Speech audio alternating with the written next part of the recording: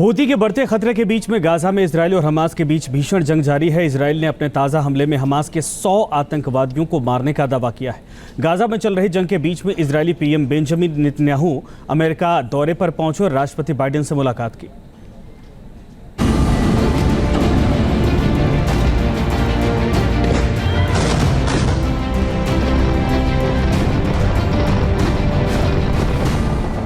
Gaza में Israel और Hamas के बीच जंग जारी है। इजरायली फौज लगातार हमास आतंकियों के सफाये में जुटी है। हमास के गढ़ खान यूनिस और रफा में इस वक्त भीषण संघर्ष चल रहा है। अपने ताज़ा हमले में इजराइल ने 100 हमास आतंकियों को मार गिराने का दावा किया है। ये वीडियो देखिए।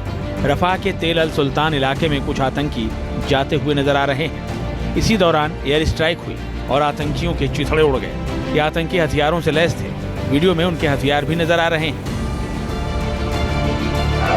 अब जरा ये एक और वीडियो देखिए। गाजा में ग्राउंड एक्शन के दौरान इजरायली फौज ने बड़ी संख्या में हमास आतंकियों को पकड़ा है। ये आतंकी इजरायली फौज पर रॉकेट अटैक में शामिल थे।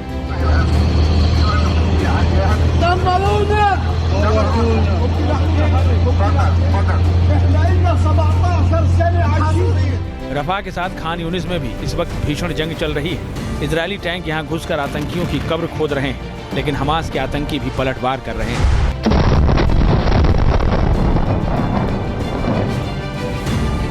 देखिए हमास आतंकी कैसे इजरायली टैंकों के शिकार के लिए लैंडमाइंस बिछा रहे हैं।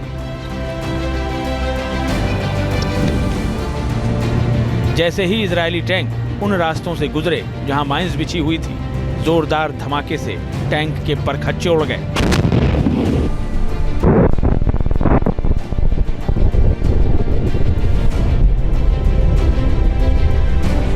रफा में इजरायली सेना ने एक घर के भीतर बच्चों के कमरे में बेड के नीचे बनी एक और सुरंग का खुलासा किया है। इस कमरे से बड़ी संख्या में हथियार भी बरामद हुए हैं। इस बीच गाजा में ग्राउंड एक्शन में जुटी इजरायली सेना ने 7 अक्टूबर के हमास हमले के दौरान बंधक बनाए गए 5 इजरायलियों के शव बरामद किए हैं। इनमें किबुत्ज की रहने वाली एक महिला और 4 सैनिक शामिल हैं। गाजा में कमांडो और शिन बेट बलों की ओर से चलाए गए एक ऑपरेशन के दौरान ये शव बरामद किए गए। Hamas continues to hold 115 hostages, including women, children, and the elderly, Israelis and foreign nationals, in brutal conditions inside Gaza. We are determined to use all operational and intelligence means to bring home all our hostages. Any decent country in the world would do the same, and we will continue to fulfill this vital mission. इन सभी लोगों को 7 अक्टूबर के हमले के दौरान Hamas के आतंकियों ने बंधक बना लिया था।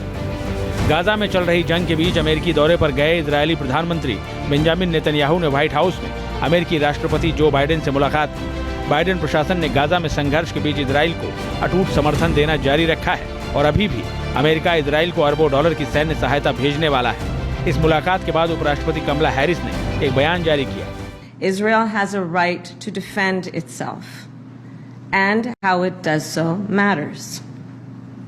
Hamas is a brutal terrorist organization. On October 7, Hamas triggered this war when it massacred 1,200 innocent people, including 44 Americans. Hamas has committed horrific acts of sexual violence and took 250 hostages. Hamas के खात्मे की कसम के साथ Israel ने Gaza पर हमला बोला था। 10 महीने बीत चुके हैं, लेकिन गाजा में जंग अभी भी जारी है। जिस तरह से हमास आतंकी पलटवार कर रहे हैं, उससे ये जंग अभी खत्म होती नजर भी नहीं आ रही है। जी न्यूज़ नेशन। न्यूज़ नेशन अब व्हाट्सएप पर खबरों के ताजा अपडेट के लिए न्यूज़ नेशन के इस QR कोड को स्कैन करें।